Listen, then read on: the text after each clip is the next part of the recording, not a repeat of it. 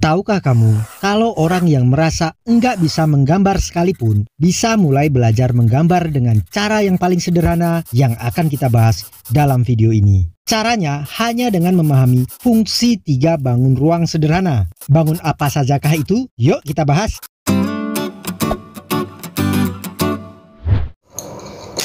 Kalau kita membahas cara menggambar anatomi manusia, maka akan cukup luas cakupannya. Ada berbagai macam bagian yang harus kita pelajari dalam teknik menggambar anatomi manusia. Tapi jangan dulu dipikir ini sulit, karena ada cara sederhana yang bisa kita lakukan buat memulainya. Pertama, belajar anatomi pasti butuh referensi. Kenapa bisa begitu? Oke, jadi begini. Buat kalian yang hobi nonton film, biasanya cenderung ke Korea-Koreaan. Sedangkan buat yang hobi menggambar, akan cenderung ke Jepang-Jepangan. Karena di Korea ada industri drakor, sedangkan di Jepang ada industri manga dan anime. Drakor memang sangat bisa dinikmati, tetapi industri film Jepang juga penuh dengan kenikmatan.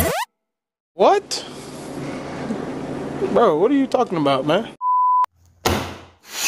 Dan aku tahu, di situ pula kamu biasa mulai belajar anatomi, bukan? Bukan. Itulah kita lebih mengagumi budaya asing daripada budaya kita sendiri. Padahal lukisan tertua di dunia ada di Indonesia. Lalu kenapa tidak kita mulai dengan diri kita sendiri menggunakan budaya kita? Oke, jadi kenapa perlu referensi? Contoh lain begini, seorang Leonardo da Vinci mungkin adalah orang yang paling hebat dalam menggambar yang pernah hidup di dunia ini. EQ-nya 180, bisa mengalahkan EQ Albert Einstein yang di angka 160. Tapi sayang, Leonardo meninggal pada tahun 1519, tidak pernah bisa menggambar anatomi naga dengan benar, karena dia tidak pernah tahu kalau naga itu benar-benar ada di Indonesia. Namanya Komodo. Jadi, ilustrasi naga yang seperti film-film Hollywood itu sebenarnya enggak benar. Yang benar itu, naga adalah hewan yang bisa bikin jalanan Jakarta macet. Macet lagi. Kalau nggak punya referensi, terus apa yang kita lakukan? Jadi, yang kedua adalah mulailah dengan cara yang sederhana. Memang referensi sangat penting, namun kita juga bisa mempelajari struktur anatomi yang membentuk tubuh manusia. Definisi anatomi itu sendiri secara deskriptif adalah ilmu mengenai struktur organ tubuh normal. Maksudnya gimana? Coba pikirkan cara yang paling sederhana buat mulai menggambar. Unsur dasar yang paling sederhana dari sebuah gambar itu adalah titik dan garis. Kalau ada orang yang mengaku enggak bisa menggambar, setidak-tidaknya ia bisa melakukannya dengan titik dan garis, kan? Dan kita pun bisa memahami bahwa yang dimaksud adalah gambar manusia. Masuk akal. Karena sebenarnya struktur dasar yang menyusun tubuh manusia itu sendiri adalah kerangka, kan? Kemudian coba pikirkan lagi apa yang bisa membuat gambar lebih berbentuk. Tidak hanya sekedar titik dan garis saja. Gunakanlah bangun-bangun sederhana supaya lebih berbentuk sehingga mudah dikenali kalau yang digambar itu adalah tubuh manusia. Terus coba pikirkan lagi secara keseluruhan, bangun-bangun apa lagi yang cocok untuk setiap bagian. Dari kepala sampai ujung kaki, coba gambar dan satukan. Selanjutnya coba imajinasikan dan sesuaikan bentuk-bentuk bangun dasar itu dengan tubuh manusia. Ini merupakan gambar bentuk 2 dimensi yang kurang dinamis. Terus bagaimana cara supaya lebih dinamis? Cara agar gambar anatomi manusia terlihat lebih dinamis adalah gunakan basic shape sebagai pembentuk struktur dasarnya. Maksudnya begini, kita bisa saja menggunakan bangun 3 dimensi supaya memudahkan kita dalam menggambar melalui struktur dasarnya. Ada 3 bangun dasar yang bisa membentuk struktur dasar yang bisa kita pakai buat menyusun gambar apapun. 3 bangun itu adalah bola, silinder, dan balok. Kenapa hanya 3 bangun itu? Kenapa tidak dengan bangun yang lain? Untuk hal ini sudah aku bahas di video yang ini. Linknya aku taruh di deskripsi di bawah. Nanti bisa kamu tonton setelah selesai menonton video ini. Oke, misalnya aku ingin menggambar dengan foto yang ini. Jadi sekarang kita coba buat garis sederhana seperti ini, mengikuti pose referensi. Kemudian kita bisa tambahkan bangun ruang bola pada bagian persendian seperti ankle, lutut, siku, bahu, dan pinggang serta kepala untuk menghubungkan bola-bola pada persendian dengan tabung, baik itu lengan dan kaki. Khusus buat bagian dada dan pinggul kita pakai balok. Alasannya kenapa? Nanti ku beritahu kenapa khusus bagian dada dan pinggul menggunakan balok, tidak menggunakan tabung. Sekarang kita gunakan referensi buat outline sketsa kasarnya. Buat pemula yang baru belajar menggambar bisa memahami dengan bentuk-bentuk dasar dahulu. 2 dimensi enggak apa-apa. Selain bentuk-bentuk dasar, sebaiknya mulailah dengan pose-pose sederhana dahulu. Berdiri tegak dan tampak depan misalnya. Selain itu, untuk membuat gambar tampak lebih dinamis, bisa kembangkan bangun dasar dari bangun 2 dimensi menjadi bangun 3 dimensi. Kalau masih kesulitan dengan pose-pose tertentu, gunakanlah referensi.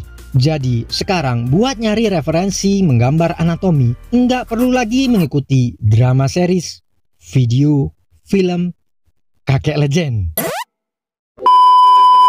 Kalau kita udah bisa menggambar bentuk anatomi tubuh manusia yang lebih baik dengan bangun-bangun dasar, hal selanjutnya yang perlu kita perhatikan adalah mengenai proporsi. Dalam menggambar proporsi tubuh manusia, umumnya dikenal dengan ukuran berapa kepala yang digunakan. Ada yang bilang ukuran normal tubuh manusia itu berkisar 7 kepala, sementara yang lain mengatakan 8 kepala. Cara seperti ini tentu mudah digunakan bagi para pemula sebagai acuan menggambar tubuh manusia. Namun, pose yang dihasilkan hanya akan sebatas tampak berdiri tegak, baik tampak depan, tampak belakang, atau tampak samping. Buat menggambar pose-pose yang lebih dinamis, tentu saja hal ini akan sulit dilakukan. Lagi pula, ukuran masing-masing tubuh manusia itu unik. Jadi, ukuran berapa kepala yang digunakan tidak bisa terus-menerus menjadi acuan. Proporsi adalah mengenai perbandingan, misalnya besar dengan kecil, panjang dengan lebar. Di sini kita gunakan kembali pendekatan menggunakan bangun 3 dimensi seperti tabung.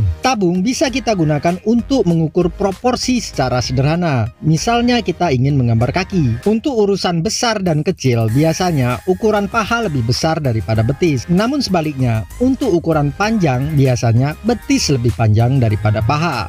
Tabung adalah bangun yang memiliki kelebihan dapat menentukan dua arahnya, tidak seperti bola yang sama sekali tidak dapat menunjukkan arahnya. Misalnya kita ingin menggambar sepasang paha, yang satu cenderung tegak sementara yang lain agak miring. Walaupun sewajarnya ukurannya sama, namun kita tidak bisa menggambar panjangnya secara pasti karena perbedaan sudut pandangnya, bukan? Yang paling bisa kita lakukan adalah memperkirakan panjang dan lebarnya. Ingat bahwa proporsi itu juga terkait dengan perspektif, maka kita juga perlu memperhatikan aspek tersebut. Misalnya kita ingin menggambar tabung yang agak miring seperti ini, maka langkah awal yang bisa kita lakukan adalah menggambar dua lingkaran, yang satu ukuran besar dan yang lain ukuran lebih kecil. Lalu hubungkan kedua lingkaran itu menggunakan garis. Kita coba lagi dengan posisi yang lain. Kita buat dua buah lingkaran seperti ini, lalu hubungkan keduanya menggunakan garis. Dengan bisa menggambar tabung dari berbagai posisi, kita bisa melakukan pengukuran secara kasar gambar proporsi tubuh ideal. Entah itu kita menggunakan ukuran panjang kepala baik